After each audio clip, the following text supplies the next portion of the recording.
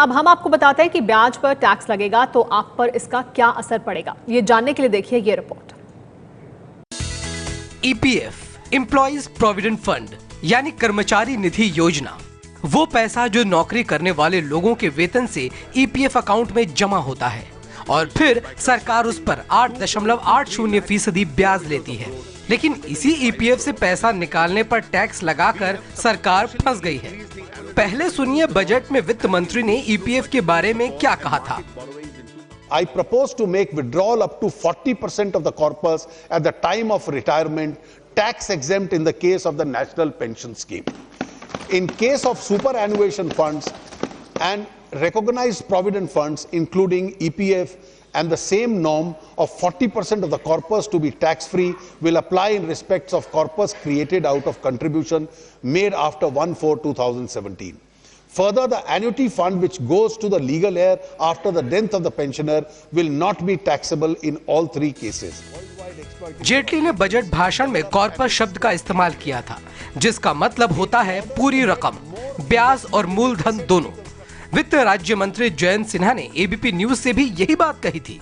3 किस्म के आज के समय पेंशन प्रोडक्ट है, प्रोविडेंट फंड है, सुपर एनुएशन और भी कई सारे फंड्स हैं, एनपीएस है। और उसमें हम लोगों ने क्या किया है कि सबको हम लोगों ने एक बराबर कर दिया है। वो 60% को आप इमीडिएटली अगर आप विड्रॉ करें, जी भविष्य की मैं बात कर रहा हूं, आप जो पिछले जो है उनकी बात करें, तो अगर आप 25 साल आज के बाद आप उसमें विड्रॉ करें और 60% आप विड्रॉल कर लें, एनुइटी में न डालें, तब आपको उस पर टैक्स देना पड़ेगा। लेकिन अब सरकार ने साफ किया है कि 1 अप्रैल 2016 के बाद ईपीएफ में डाली गई रकम के ब्याज पर टैक्स लगेगा। इस यू टर्न की कहानी बताएंगे आगे। पहले जान लीजिए, अगर आपका पैसा ईपीएफ में है तो कल बजट के ऐलान के बाद क्या होना था और आज यू टर्न के बाद क्या होगा। पहले ईपीएफ पर किसी तरह का टैक्स नहीं लगता था, न ही पैसा जमा करने पर और न ही जमा पैसे पर मिलने वाले ब्याज पर। अभी 31 मार्च 2016 तक ईपीएफ में जमा के पैसे को लेकर कुछ नहीं बदला है। लेकिन 1 अप्रैल 2016 के बाद जमा रकम के 60% हिस्से पर सरकार ने टैक्स वसूलने का ऐलान कर दिया था। यानी अगर आपका 5 लाख रुपया जमा है तो 31 मार्च 2016 तक कोई टैक्स नहीं लगेगा। लेकिन 1 अप्रैल 2016 के बाद अगर 5 लाख रुपए जमा कर आप रिटायर हो गए या पैसे निकालने गए तो टैक्स लगता। 5 लाख के 60% यानी 3 लाख पर टैक्स देना पड़ता। 10% के स्लैब में आते तो 30,000 टैक्स देना पड़ता।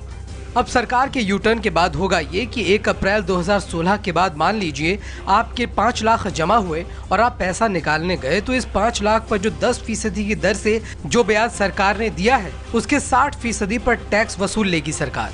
यानी 50,000 के 60% हुए 30,000 और 10% टैक्स बनेगा 3,000, तो ये 3,000 टैक्स लेगी सरकार।